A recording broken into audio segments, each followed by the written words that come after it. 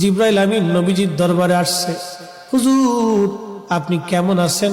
আল্লাহ জানতে চেয়েছে, যদিও আল্লাহ সবকিছু ভালো জানেন, তারপরও আপনি নবীর খোঁজ নেওয়ার জন্য আল্লাহ আমাকে পাঠাইছে। জিবরাইল জীবনের শেষ বারবার আসতেছে।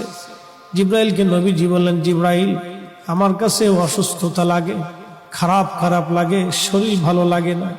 জিবরাইল আমিন চলে গেলেন। পরের দিন আবার আসছে। হুজুর আল্লাহ জানেন, তারপরেও খোঁজ নিতে পাঠাইছে, কেমন আছেন গো নবীজি? নবী বললেন, জিবরাইল আমি অসুস্থ। আবার চলে গেলেন জিবরাইল। পরের দিন আবার আসছে। আবার এসে খোঁজ নিয়ে বললেন, হুজুর আপনি কেমন আছেন? নবীজি বললেন, জিবরাইল অসুস্থ আমি। জিবরাইল আবার চলে গেলেন। চতুর্থ দিনের মাথায় জিবরাইল আসছে।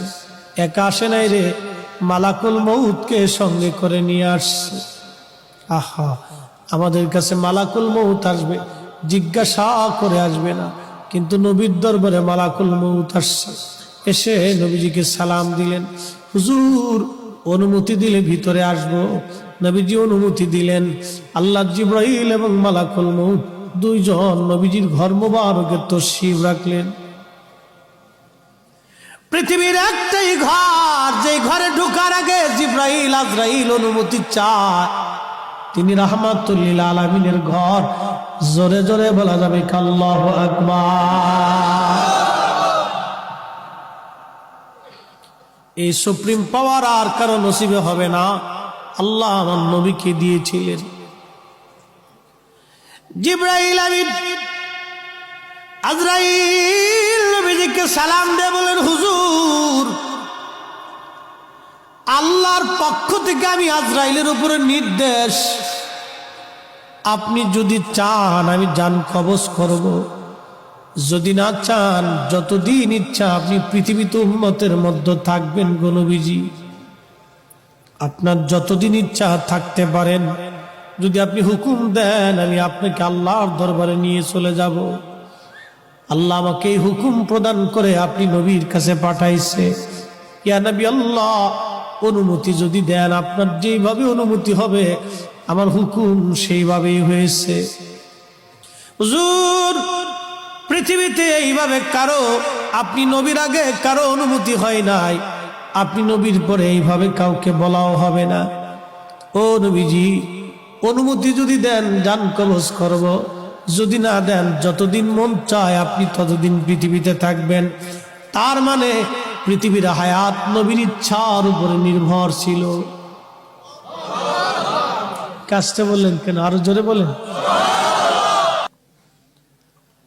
নবী আমার জিবরাইলের দিকে তাকায় বলেন, ভাই জিবরাইল হুকুম কে এরকম? জিবরাইল বলে, হুজুর এইভাবেই তো হুকুম হইছে, আপনি যদি চান যতদিন মন চায় থাকতে পারবেন, চলে যেতে চাইলেও নিয়ে যাওয়া হবে। তবে নবীজি আপনার মাশউক আল্লাহ আপনার দিদারে আগ্রহী হয়ে আছে। আহা হা হা হা, এ জোরে বলা যাবে কি আর রাসূলুল্লাহ? আহা হা, নবীজি কেঁদে ফেললেন। আজরাইল রে আর দেরি কইরো না, পৃথিবীতে আমি আর থাকবো না, আমি আমার মালিকের দিদারে চলে যেতে চাই, আর আমি থাকবো না, মালিকের দিদারে চলে যেতে চাই। আজরাইল আলাইহিস সালাম খুব সতর্কতার সাথে নবীজির বক্ষ মোবারকের উপরে হাত রাখলেন। বুঝতেছেনই তো মরণ বড় কঠিন, বিরাট বড় কঠিন। যখন হাত রাখছে আল্লাহ নবীজির কষ্ট হচ্ছিল। নবীজি ডেকে বলেন, আজরাইল রে আমার তো কষ্ট হয়। আজরাইল বলেন, হুজুর আল্লাহর পক্ষ থেকে আমার উপরে ফরমান, যদি আপনাকে কষ্ট দেয় আমি আজরাইলের জীবন বরবাদ হয়ে যাবে। নবী গো আপনাকে কষ্ট দেওয়া আমার জন্য হারাম।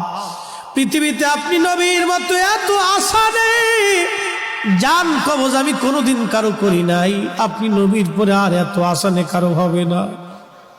নবী গো আল্লাহর ফরমান, সর্বোচ্চ সতর্কতায় আপনার জান কবজ করতেছি। হুজুর একটু ধৈর্যই তো ধরতেই হবে, কষ্ট হবে। নবীজি বললেন, আজরাইল রে, জান কবজ এত কঠিন, একটা অনুরোধ করি আজরাইল। বলেন, ইয়া নবী আল্লাহ, আমার উম্মত তো বড় গুনাহগার, আমার উম্মতের জান কবজের সময় আজরাইল আমার উম্মত রে তুমি কষ্ট দিও না। আরে উম্মতের দরদি নবী এই সময় আমাদেরকে ভুলে যান নাই।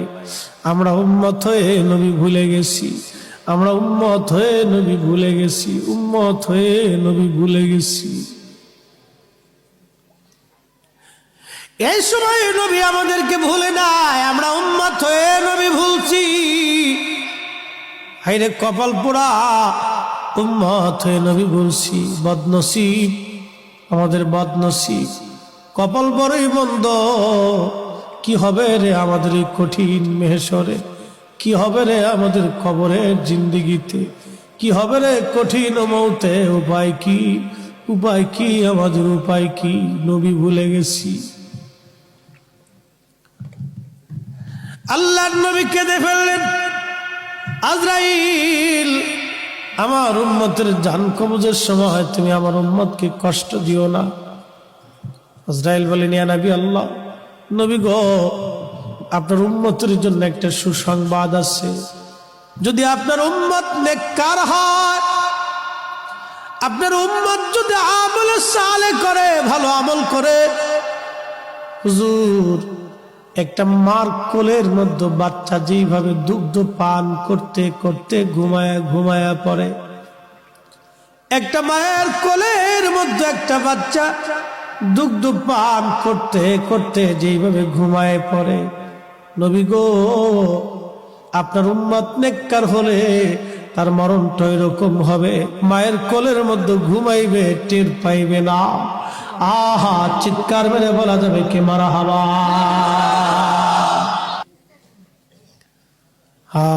মৃত্যুটা বড় কঠিন। নবীজি একদিন বলতেছিলেন, সাহাবীরা রে,